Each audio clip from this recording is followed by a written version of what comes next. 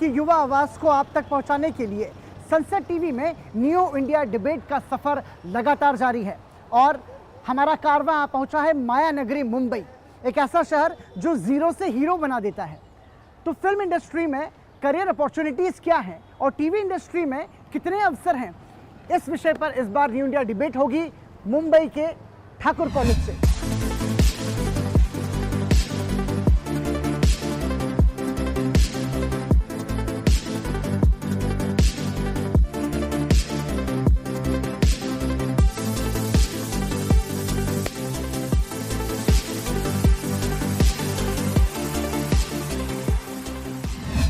नमस्कार, आप देख रहे हैं न्यू इंडिया डिबेट। आपके साथ मैं हूं पराक्रम सिंह शेखावत। फिल्में समाज का आईना होती हैं।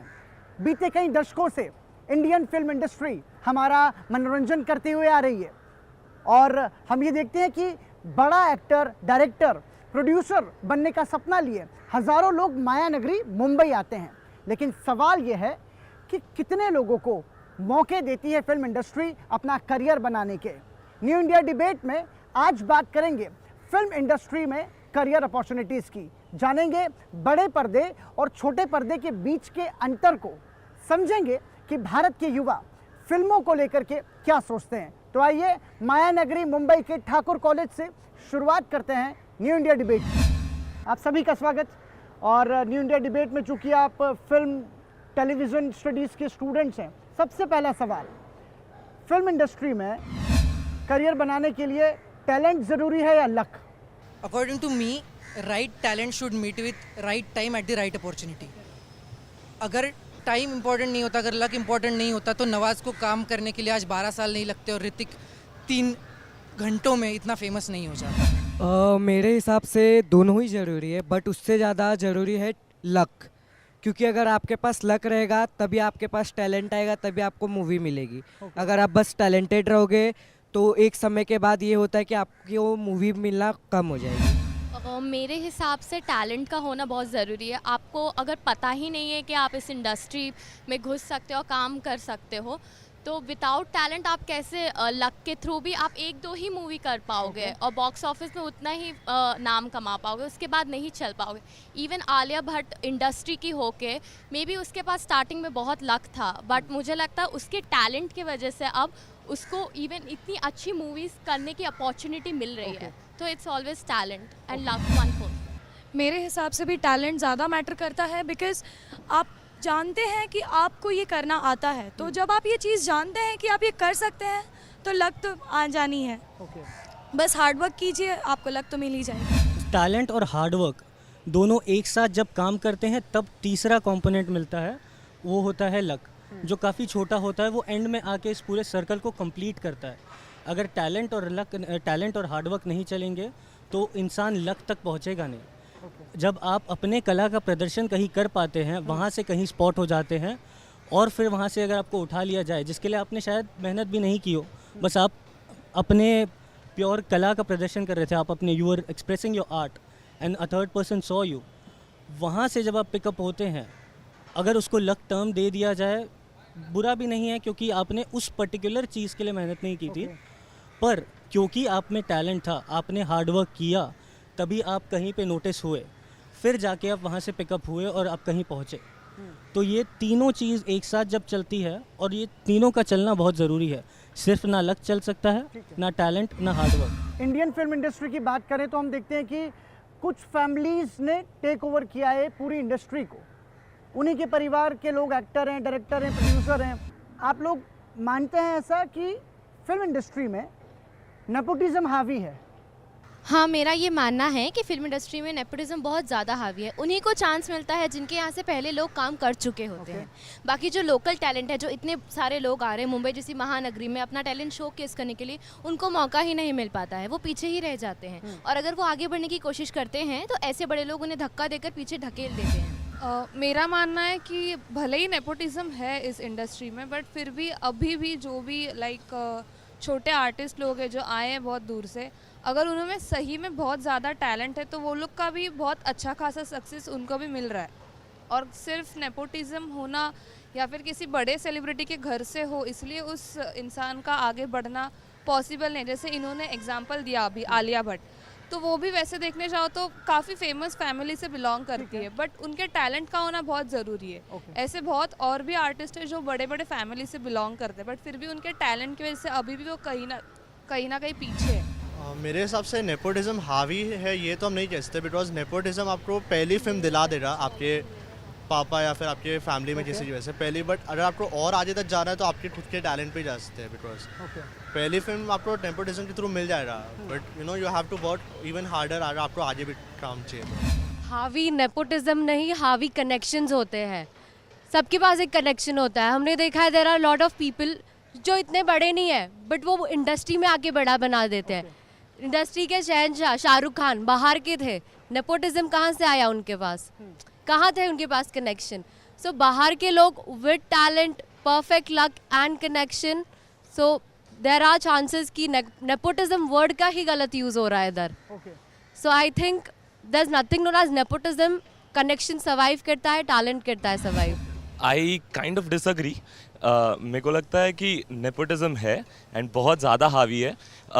वैसे काउंटर आर्ग्यूमेंट हम बहुत दे सकते हैं, पर आखिर में जाके जो एक इंसान है जिसका कोई कनेक्शन नहीं है, इन फिल्म इंडस्ट्री जो भी काम कर रहा है बाहर, हम स्क्रैच से चालू करते हैं after every project. But Alia Bhatt का एग्जांपल दिया था, उनका पहला मूवी था student of the year I guess. क्या किसी को लगता है जेन्युइनली कि अगर कोई बाहर का इंसान होता और वो मूवी करता, उसे नेक्स्ट प्रोजेक्ट 100% मिलता? Is there? I don't think so. Sir nepotism सिर्फ बॉलीवुड में नहीं, हर एक जगह पे है। इट्स लाइक अगर बिजनेसमैन का लड़का है तो वो बिजनेस पूरा उसके बेटे को हैंड ओवर करेगा। एंड इट्स सिर्फ बॉलीवुड में, I don't know why nepotism इतना हाइप्ड है। मुझे लगता है कि ये बिल्कुल भी हावी नहीं है। एंड जैसे कि हम सबको पता है कि हमारा favourite actor is Ranveer Singh, और जो टॉप के हैं like Deepika Padukone, they are not from nepo family background. तो सर काफ़ी कम लोग हैं, आलिया भट्ट जैसे लोग जो वो अपनी टैलेंट से आगे गए हैं। आई अग्री कि उनको इतनी अपॉर्चुनिटी मिलना इतना डिफ़िकल्ट नहीं था, बट टैलेंट जो है सब में उसमें भी था। एंड इट्स नॉट रॉन्ग कि उनको पहली अपॉर्चुनिटी मिली just because they are nepo kids. हम हेट्रेड की बात करें अगर, हम दुश्मनी की बात करें अगर, या फिर हम ड्रग्स केसेस की बात करें अगर, तो फिल्म इंडस्ट्री का बहुत बड़ा एग्जाम्पल है सुशांत सिंह राजपूत की डेथ। अब वो सुसाइड था, मर्डर था, ये हम में से किसी को नहीं पता। और बहुत सारे ऐसे एग्जाम्पल्स हैं। दिव्या भारती नहीं पता, श्रीदेवी नहीं पता क्या हुआ। कैसे देखेंगे आप इन सारे इंसिडेंट्स को? देखिए सर, इससे तो बहुत समझ में आ जाता है जब आप देखते हैं टीवी में, तो ये तो sir who killed Jessica, sir ये जैसे केसेस हैं, इनसे क्लियर हो जाता है कि सुशांत सिंह राजपूत का केस समझा जा सकता था मगर समझा गया नहीं। तो पता चलता है कि फिल्म इंडस्ट्री का कितना ज़्यादा दबाव है हमारे नॉर्मल लाइफ में, और लोगों को किस तरीके से प्रभावित किया जाता है। जहाँ तक ड्रग्स की बात है और इंटॉक्सिकेंट सब्सटेंस की बात है, ये सिर्फ फिल्म इंडस्ट्री में नहीं होते हैं, हर जगह चलते हैं। फिल्म इंडस्ट्री में हाईलाइट इसलिए हो जाता है क्योंकि फिल्म इंडस्ट्री अपने आप में एक ओपन प्लेटफॉर्म है। यहाँ पे अगर मैं अपने आप को रखता हूँ तो मुझे हर कोई जानेगा। फिर जो मैं अपनी निजी ज़िंदगी में भी करता हूँ उसमें भी लोग इंटरेस्टेड होते हैं, इसलिए ये चीज़ें ज़्यादा बाहर आती है। देखिए, मेरे जैसे मित्र ने कहा कि लाइक जो फिल्म इंडस्ट्री के जो लोग होते हैं, लाइक उनको उनकी जो जीवन होती है वो सभी को पता होती है। बेसिकली कहीं पर भी जाते हैं तो लाइक उनके पीछे बहुत सारे लोग होते हैं, तो चाहे वो इंटॉक्सिकेंट सब्सटेंस कंज्यूम करे, कुछ भी करे, लाइक उनकी जो लाइफ होती है वो बहुत ज़्यादा पब्लिक होती है। ऐसे तो बहुत सारे केसेस होते हैं लाइक जहाँ पे लोग मतलब बहुत गलत चीज़ें होती है और लाइक बाहर तक आती तक नहीं है। बट सुशांत सिंह राजपूत का केस हो गया, फिर ऐसे वो केसेस पे प्रेशर बिल्ड करा जाता है पुलिस के ऊपर या फिर और बहुत सारे लोगों के ऊपर प्रेशर बिल्ड करते हैं ताकि सच्चाई बाहर आ पाए। जैसे कि इन्होंने कहा कि फिल्म इंडस्ट्री में जो लोग होते हैं उनकी एक अलग प्रतिभा होती है जनता के सामने, जिसे वो खराब नहीं करना चाहते। इसीलिए सुशांत सिंह के केस को भी सुलझाया जा सकता था, पर किसने क्या किया ये छुपाने के लिए, एक झूठी प्रतिभा जो जनता के सामने है किसी की, उसे बचाने के लिए वो केस सॉल्व नहीं किया गया आगे। कोविड टाइम्स में हमने देखा कि जो हमारी फिल्म इंडस्ट्री है वो OTT प्लेटफॉर्म्स पर शिफ्ट हुई और कई सारी जो फिल्में हैं वो OTT प्लेटफॉर्म्स पर रिलीज़ हुई हैं। क्या मानते हैं आप क्या बड़े पर्दे की चमक OTT प्लेटफॉर्म्स की वजह से कुछ कम हुई है, या फिर बड़े पर्दे की सिनेमा हॉल की अपनी वैल्यू है और वो समय के हिसाब से हमेशा बनी रहेगी? फिल्म एक जरिया है बेसिकली स्टोरीज सुनाने का, और स्टोरीज का जरिया हमेशा बदलता रहा है। पहले वॉल पेंटिंग्स हुआ करता था प्री हिस्टोरिक एरा में, फिर उसके बाद आया नाटक और तमाशा का आया, फिर उसके बाद वो थिएटर में कन्वर्ट हुआ और फिर फिल्म्स में आया, और अब OTT की तरफ जा रहा है। उसमें कुछ और जो फिल्म हम थिएटर में देखते हैं उसका एक अलग एक्सपीरियंस है, वो OTT कभी उसको ये नहीं कर पाएगा, क्योंकि वो कम्युनिटी एक्सपीरियंस है। और फिल्म्स जो तमाशा और ये सब स्टार्ट हुआ था स्टोरी सुनाना, वो कम्युनिटी के लिए स्टार्ट हुआ था, सिंगल पर्सन के लिए नहीं, जो OTT वाले करते हैं। तो वो मतलब फिल्म सिनेमा का एक्सपीरियंस कभी OTT टेक ओवर नहीं कर पाएगा। सर आई थिंक जो OTT का इमर्जेंस हुआ है वो एक तौर से इंडस्ट्री के लिए अच्छी बात ही है, क्योंकि OTT के वजह से ऐसा काफ़ी कंटेंट है, ऐसे काफ़ी डायरेक्टर्स हैं, एक्टर्स हैं जिन्हें बड़े पर्दे तक का, जैसे हमारी पहली बात हुई, उन्हें अपॉर्चुनिटी नहीं मिलती है वहाँ तक जाने की।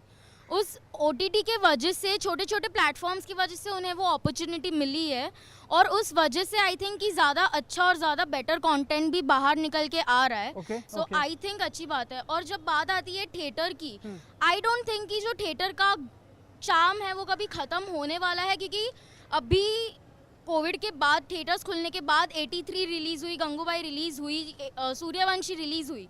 दे were movies that the audience wanted to watch, they went, they watched, और उसका बिजनेस भी हुआ। तो आई डोंट थिंक अगर वो मूवी अच्छी है तो उसके OTT या सिनेमा कहीं रिलीज़ होने से उसके बिजनेस पे कुछ इम्पैक्ट हो सकता है। मेरे हिसाब से सिनेमा की वैल्यू कभी कम नहीं होगी, क्योंकि सिनेमा एक ऐसा है जो हर फैमिली अपना टाइम स्पेंड करने, चाहे कोई फेस्टिवल हो या कोई भी स्कूल के बच्चे ही ले लो, फेयरवेल ख़त्म होता है सारे सिनेमा में ही जाते हैं, क्योंकि OTT में वो मज़ा नहीं होगा जो रियल टाइम एक्सपीरियंस होगा। सो सिनेमा की वैल्यू कभी ख़त्म नहीं होगी। सर मैं ऐसा मानता हूँ कि सिनेमा की एक अपनी एक पहचान है, उसकी एक अपनी वैल्यू है। सर OTT आया क्योंकि हमें उसकी ज़रूरत थी। कोविड-19 पैंडेमिक में हम कहीं जा नहीं सकते थे, 24 घंटे हम घर पे ही रहना पड़ रहा था। तो सर OTT आया, उस पर फिल्म्स रिलीज़ हुई क्योंकि हमें उसकी ज़रूरत थी, इसलिए आया। बट जो सिनेमा है, अब जब सब कुछ खुल चुका है तो सर सिनेमा वापस आ चुका है, सिनेमा अपनी तरफ वापस खींच रहा है लोगों को। सिनेमा का डिटीरियोरेशन कोविड से पहले ही चालू हो गया था। Before OTTs were a thing, were a big thing, cinema का डिटीरियोरेशन पहले ही चालू हो गया था because of content. I think content prevails, cinema OTT का प्रॉब्लम नहीं है। रही बात सोशलाइजिंग की, आई डोंट थिंक अकेला इंसान ही OTT देख सकता है। आप फ्रेंड्स को बुलाओ एक साथ, आप बैठ के देखो, आप सोशलाइज कर रहे हो। खाली सोशलाइज करने के लिए सिनेमा पे रिलाई मत करो। We are social creatures, socialise यहाँ भी कर रहे हैं आप। I would just add the point उसमें कि ऐसा ज़रूरी नहीं है कि आप OTT सिर्फ अकेले ही देख रहे हो। There are certain type of content, आप OTT में फ्रीडम मिलता है आपको वो डायरेक्टर्स को, सिनेमाटोग्राफर्स को दिखाने का certain type of content, and वो OTT ही वो लग्जरी दे सकता है। आप में से कितने लोग ये मानते हैं कि OTT प्लेटफॉर्म्स पर सेक्स, न्यूडिटी और जो गाली है उसको ज़्यादा बढ़ावा दिया जा रहा है, उससे सोसाइटी को क्या इम्पैक्ट होता है? मैं समझती हूँ OTT प्लेटफॉर्म बना ही है सच्चाई दिखाने के लिए, जो हम जीते हैं वही चीज़ दिखाने के लिए। मगर एक तरीके से मैं ये भी मानती हूँ कि ये सोसाइटी को एक अच्छे तरीके से इम्पैक्ट करने के लिए बनाई जाती है। तो मुझे लगता है कि गाली गलौज की हर वक्त ज़रूरत नहीं होती है। अभी OTT प्लेटफॉर्म्स पे जैसे दिखाया जा रहा है कि खुली छूट मिल गई है इनको गालियाँ देने की, जहाँ पे अननेसेसरी है वहाँ पे भी गालियाँ, न्यूडिटी सब दिख रही है, वो नहीं होना चाहिए। इस वजह से यंगर जनरेशन बहुत उस पर इम्पैक्ट पड़ रहा है। यंगर जनरेशन वो चीज़ें शुरू कर दी या फिर बहुत ज़्यादा इम्पैक्ट हो रहा है, वो नहीं होना चाहिए, गलत इम्पैक्ट पड़ रहा है उन पर। OTT प्लेटफॉर्म्स पर जैसे आपने कहा सेक्स, न्यूडिटी और जो भी गाली गलौज वगैरह सब चलता है। जैसा कि इन्होंने कहा, क्योंकि वो प्लेटफॉर्म्स ही बने रियलिटी दिखाने के लिए। और रही बात सोसाइटी की, तो ऐसा नहीं है कि ये सारी चीज़ें किसी को पता नहीं है। आजकल बच्चे से लेकर बूढ़ों तक सबको ये हर चीज़ पता है। गाली हो गई, न्यूडिटी हो गई, वॉटएवर। तो अब ये डिपेंड करता है कि जो पर इंसान उस चीज़ को देख रहा है, आपके पास ऑप्शन है, हम लोग उस चीज़ को फॉरवर्ड भी कर सकते हैं। अगर आपको गाली नहीं पसंद या आपको न्यूडिटी नहीं पसंद, you can forward that scene, right. तो OTT प्लेटफॉर्म्स पे आपको वो एक राइट मिल रहा है। तो ये चीज़ I guess person to person depend करता है। What I think is OTT platform एक इंडिपेंडेंस देता है फिल्म मेकर्स को, आप हर चीज़ें सिनेमा में नहीं दिखा सकते। अगर सीन की डिमांड है तो वो चीज़ें आपको स्क्रीन पर दिखानी होगी जो OTT प्लेटफॉर्म प्रोवाइड करता है। मैं ये नहीं कहता कि सब सही है, कुछ चीज़ें गलत होती है, लेकिन कुछ चीज़ें जो दिखानी होती है, जैसे प्रोग्राम्स लाइक सेक्स एजुकेशन जो बच्चों के लिए ज़रूरी है, वो आप सिनेमा में नहीं दिखा सकते, सब लोग नहीं देख सकते, तो वो OTT प्लेटफॉर्म सही कर रही है मेरे हिसाब से। क्या आप मानते हैं कि जितना ज़्यादा रियलिस्टिक अप्रोच होगी टीवी या फिल्म इंडस्ट्री की स्क्रीन पर, उतना ज़्यादा हम ज़्यादा व्यूअर्स को, ऑडियंस को कनेक्ट कर पाएंगे? ये सिर्फ एक रियलिस्टिक अप्रोच नहीं है जो लोगों को और पास लाता है, ये कंटेंट पे डिपेंड करता है। अगर आप एक फैंटेसी कंटेंट दिखाए जहाँ पे सुपर हीरो उड़ रहा है, लोगों को मार रहा है, ये भी चीज़ें लोगों को पास लाती हैं। ये आदमी का जरिया होता है, ये आदमी की पसंद होती है जो उसे पास लाती है। रियलिस्टिक अप्रोच, लोग रियलिस्टिक अप्रोच के नाम पे, जैसा अभी हम लोग पहले बात कर रहे थे, गाली गलौज ज़्यादा हो जाता है, वो एक हद तक ठीक है, पर अगर आप लोगों को सिर्फ अट्रैक्ट करने के, लोगों को सिर्फ अटेंशन मांगने के लिए अगर आप गालियाँ और डाल रहे हैं या न्यूडिटी ज़्यादा दिखा रहे हैं, तो ये सही नहीं है। लेकिन हवाला ये दिया जाता है कि चूंकि लोग पसंद करते हैं इसलिए हम दिखाते हैं, ये डिमांड होती है। फिर आप उस माइंडसेट को क्या कहेंगे? डिमांड सीन की होती है, OTT या सिनेमा में आप नहीं फ़र्क कर सकते। सिनेमा में आप बोल सकते हो कि हमारे साथ भी धोखा आता है कि एक फैंटेसी, जैसे विश्वेश ने कहा, फैंटेसी सीन की डिमांड और तुम इसे दिखा ही नहीं रहे हो, जो OTT बहुत ज़्यादा बेटर से कर रहा है, तो इधर हमारे साथ भी तो धोखा हो रहा है ना। तो आई थिंक सिनेमा से ज़्यादा OTT पे चीज़ें रियल कर रहे हैं, जो सीन की डिमांड है, जो मूवी की डिमांड है, उसे पूरी कर रहा है OTT। आजकल रियलिज्म का डेफिनेशन है वो गलत हो चुका है। पहले के ज़माने में रियलिस्टिक सिनेमा कुछ अलग तरीके से होती थी जिन्हें देखा जाता था, जैसे कि 1980 दशक में सत्यजीत रे, कृतिक घटक जैसे कई बड़े बड़े दिग्गज निर्देशकों ने बड़ी अच्छी अच्छी पिक्चर बनाई थी। आजकल क्या हो रहा है, जो न्यूडिटी है, ये चीज़ों पे ज़्यादा फोकस किया जा रहा है क्योंकि ऑडियंस उन पे जा रही है। पहले के ज़माने में ऐसा नहीं था, पहले के ज़माने में संघर्ष, ऐसी चीज़ों पे ज़्यादा फोकस किया जा रहा था। तो रियलिज्म का जो यूज़ किया जा रहा है OTT पे और इस पे गलत तरीके से यूज़ किया जा रहा है, क्योंकि रियलिस्टिक सिनेमा ज़रूरी नहीं है कि सिर्फ सेक्स, न्यूडिटी, ये सारी चीज़ों पे बात करें। भारत किस तरीके से इवॉल्व हुआ है, किस तरीके से आगे बढ़ रहा है, उस चीज़ों को दिखाएं तो ज़्यादा अच्छा रहेगा। भारतीय सिनेमा की शुरुआत की यदि हम बात करें तो 1910 में भारतीय सिने जगत के जो पितामह हैं, father of Indian cinema, Dada Saheb Phalke ने राजा हरिश्चंद्र पिक्चर, जो पहली पिक्चर थी, तब से लगा कर के अब तक बहुत सारे बदलाव हुए हैं। क्या बदला है अब तक? ऑडियंस का मैच्योरिटी बदला है, हमें कंटेंट समझ आने लगा है, जिस तरीके से मूवीज़ बनती थी वो भी बदला है, टेक्निकलिटीज़ बदली है बहुत तरीक़ों से। हम जो चीज़ें आज के ज़माने में, हम जो अपने दिमाग में स्टोरी सोच रहे हैं, एज अ राइटर जो मैं अपने दिमाग में इमेजिन कर पा रहा हूँ अपनी स्टोरी, मैं ऑलमोस्ट सिमिलर वे में उसे पर्दे पे पहुँचा पा रहा हूँ, तो वो एक बदलाव है। वैसे बदलाव तो बहुत सारे, बट उनमें से एक जो मुझे ऐसा लगता है कि पहले के ज़माने में अगर आप देखें तो पहले के ज़माने में महिलाओं को इतना इंडिपेंडेंस नहीं था लाइक फिल्मों में काम करने के लिए। पहले के ज़माने में महिलाओं के लिए वो काम करना बहुत बुरा माना जाता था। इसी वजह से दादा साहब फाल्के ने जब मूवी बनाई थी और तभी जब उनको फीमेल एक्टर की ज़रूरत थी तो लिटरली कोई एक फीमेल एक्टर रेडी नहीं थी, तभी लिटरली मेल एक्टर ने फीमेल का रोल किया था। तो वही अगर तो वही अगर आप अभी देखोगे तो अभी बहुत चीज़ इवॉल्व हो चुकी है, वो भी सिनेमा के ही द्वारा हुई है और भी बहुत सारे माध्यम है जिनकी वजह से लोगों की सोच बदली है। क्या आप मानते हैं कि इंडियन सिनेमा ने जेंडर डिस्क्रिमिनेशन को दूर किया है या नकार दिया है? एक तरीके से कहीं ना कहीं जेंडर डिस्क्रिमिनेशन गया है, पर उसको हमेशा से एक कॉमेडी की तरह से उसको दिखाया जाता है। कोई भी LGBTQ पे कोई मूवीज़ आती है उसको हमेशा चेंजेस के नाम पे उसमें कॉमेडी घुसेड़ दी जाती है। तो क्या होता है, लोग उसको देखते तो हैं पर एज अ कॉमेडी उसको अपनाते नहीं है। कोई भी अगर जैसे कि मूवीज़ आई, पैडमैन आई, ये सब जितनी पैडमैन आई, शुभमंगल सावधान आई, पैडमैन फिर भी थोड़ी सी वहाँ पे कहीं ना कहीं पैड्स के बारे में बताया गया था, बट जो शुभमंगल ज़्यादा सावधान थी उसमें सिर्फ कॉमेडी बताई गई। उसमें बताया गया कि कैसे फैमिलीज़ जो है रिएक्ट करती है कॉमेडी की तरह, तो मेरे को नहीं लगता कि ज़्यादा इफेक्टफुल रही होगी। पुराने ज़माने में भी अगर फिल्में देखी जाए तो उसके अंदर भी मदर इंडिया जैसी मूवी बनी थी जिसने पूरे विश्व को सबसे बेस्ट हिंदी फिल्म दी है, वो भी एक हीरोइन के बलबूते पर ही चली थी, नरगिस जी के बलबूते पे। और आज भी अगर देखा जाए तो कई फिल्में बन रही है जिसमें औरतें आगे आ रही है और अपने बलबूते पे फिल्म चला रही है बिना हीरो के सहायता के। बेस्ट एग्जांपल्स देखा जाए तो कंगना रनौत कंगना रनौत, विद्या बालन कुछ ऐसी अभिनेत्रियां हैं जो अपने बलबूते पे पूरी फिल्म चला रही है। मेरे हिसाब से जेंडर डिस्क्रिमिनेशन पहले से बदला है तो हाँ, लेकिन पूरा गया है तो नहीं। अभी रिसेंट एग्जांपल भी आप देख सकते हैं कि गंगूबाई में जब आलिया को उसके रोल के लिए 20 करोड़ मिले, वाइल अजय देवगन को छोटे से कैमियो के लिए 11 करोड़ मिले। अब आप कहेंगे कि फेस वैल्यू मैटर करता है, I agree, but face value matter करता है तो आलिया को भी ज़्यादा मिलने चाहिए थे। जेंडर डिस्क्रिमिनेशन पूरा गया नहीं है, कुछ लोगों को मिल रहा है, कुछ लोगों को नहीं मिल रहा है, लेकिन पूरा जाने के लिए अभी टाइम है। देखिए, जेंडर डिस्क्रिमिनेशन पूरा तो नहीं किया जैसा कि हम उन्होंने भी कहा, बट कहीं ना कहीं यहाँ पे जेंडर डिस्क्रिमिनेशन को हटाने के लिए बहुत सारी चीज़ें यहाँ पे फिल्म इंडस्ट्री जो करती देखने को मिल रही है।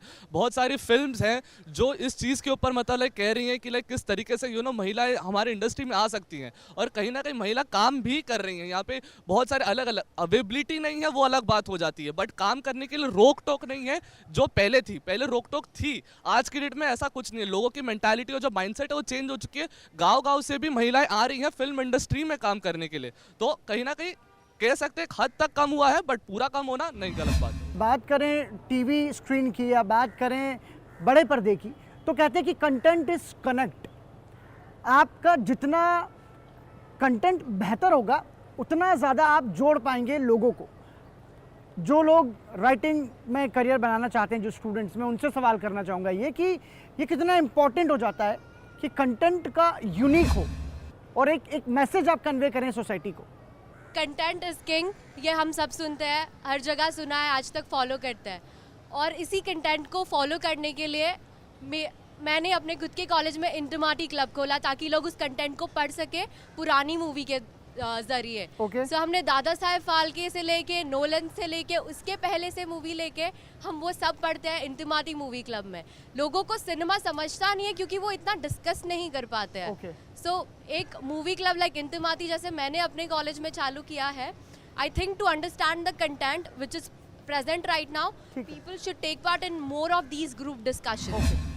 जैसे कि आपने बात की राइटर कॉम्प्रोमाइज़ नहीं कर रहा कंटेंट के ऊपर, लेकिन कुछ ऐसी एजेंसीज हैं जो बोलती हैं कॉम्प्रोमाइज़ करने के लिए क्योंकि उनको अपना खुद का प्रोडक्ट दिखाना होता है। तो उन्हें कहा जाता है कि आप कॉम्प्रोमाइज़ करिए अपने राइटिंग पे और हमारी चीज़ को ज़्यादा दिखाइए। इस तरीके से फिल्मों में भी ऐसा होता है कि फिल्में आजकल कंटेंट नहीं, आजकल एडवर्टाइजमेंट चल रही हैं। सिर्फ एडवर्टाइजमेंट की चीज़ें बताई जा रही हैं, कंटेंट, रियल कंटेंट के ऊपर बात नहीं की जा रही है। आपको पता है कि हमारी जो फिल्म इंडस्ट्री है उसका नाम बॉलीवुड कैसे हुआ? Bollywood is a mockery term जो उधर के राइटर्स ने मजाक में लिखा था और हमने अडॉप्ट किया, और उसके बाद से लोग बॉलीवुड बोलना चाहें। I will request everybody to call it Hindi cinema and not Bollywood. आपने बिल्कुल सही आंसर किया। ये बात हमको सोसाइटी को भी बतानी चाहिए, और मैं चाहूँगा कि आप फिल्म स्टडी के स्टूडेंट्स हैं, सच्चाई हमें भी मालूम होनी चाहिए और लोगों को भी, कि बॉलीवुड जो है वो अंग्रेज़ों ने मजाक के तौर पर हमारे लिए रखा था। इसी से जुड़ा हुआ एक सवाल है, क्या कारण है कि जो हॉलीवुड है उसके कंपैरिजन में हम कहीं थोड़े पीछे नज़र आते हैं, या जब कंपेयर होता है तो फिर ये कहा जाता है कि हम कॉपी करते हैं?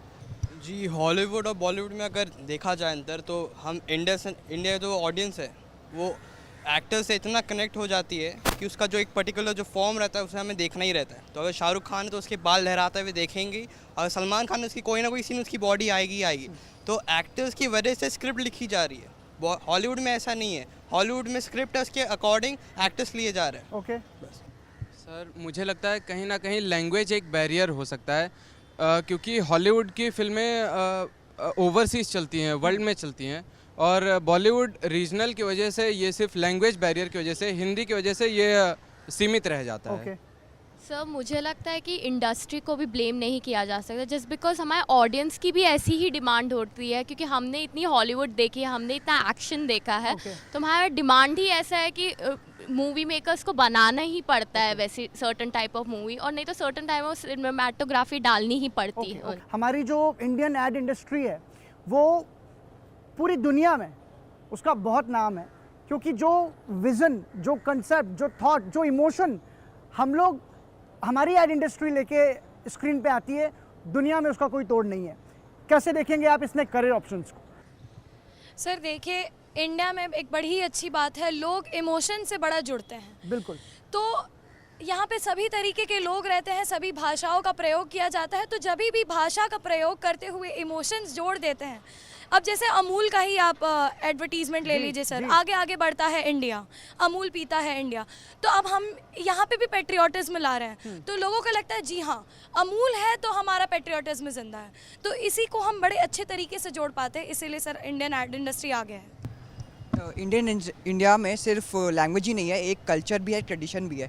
हमारे जो ट्रेडिशन और कल्चर एक रीजन को ऐसे जोड़ते हैं कि वो ऑटोमेटिकली एक इमोशन में बदल जाते हैं। जैसे दुर्गा पूजा, होली, ये सब एक लोगों की सिर्फ फेस्टिवल्स ही नहीं है, एक इमोशंस भी है। लोग होली में अपने कलरफुल थॉट्स और जितनी भी चीज़ें को सेलिब्रेट करते हैं। दिवाली में लोग लाइटिंग को सेलिब्रेट करते हैं। तो जब इन सब चीज़ों पे एड्स बनती है तो ऑटोमेटिकली एक इमोशंस को जोड़ देते हैं। वो पुरानी चीज़ों को नया चीज़ों में याद करते हैं और इस चीज़ को सेलिब्रेट करते हैं। एडवर्टीजमेंट भी एक सेलिब्रेशन का ही पार्ट मानूंगा मैं, जो चीज़ों को बेचने में ज़रूर काम आता है पर एक लोगों को एक इमोशन में जोड़ता है, एक भावनाओं में कनेक्ट करता है लोगों को। फिल्में समाज का आईना होती है।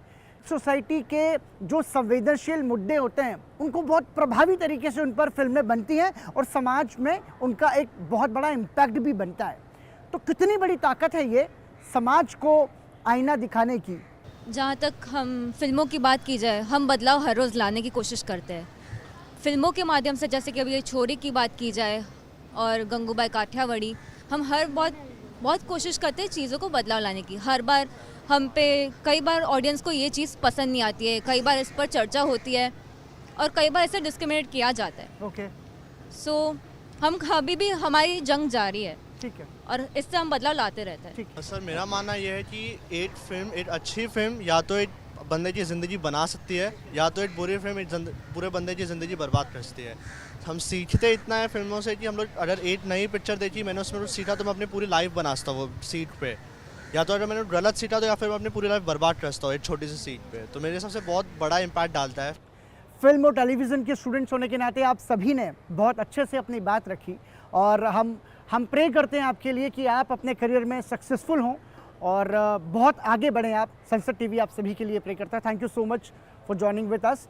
तो हमने देखा कि ये जो टैलेंट है ये आने वाले भारत का भविष्य है। हम उम्मीद करते हैं कि आने वाले समय में इन्हीं में से कोई एक्टर, प्रोड्यूसर, राइटर, डायरेक्टर बनेगा और फिल्म इंडस्ट्री में हम सभी का एंटरटेनमेंट करेगा। तो हम ये कह सकते हैं कि जो भविष्य है हमारे देश का वो उज्जवल है, लेकिन उसको सही दिशा मिल सकती है एक अच्छी सोच के ज़रिए, एक सकारात्मक दायरे के ज़रिए। तो हम उम्मीद करते हैं कि हम एक बेहतर तस्वीर देख पाएंगे। इसी के साथ न्यू इंडिया डिबेट की इस चर्चा को यहीं विराम देते हैं। मुझे और मेरी पूरी टीम को दीजिए इजाज़त। नमस्कार।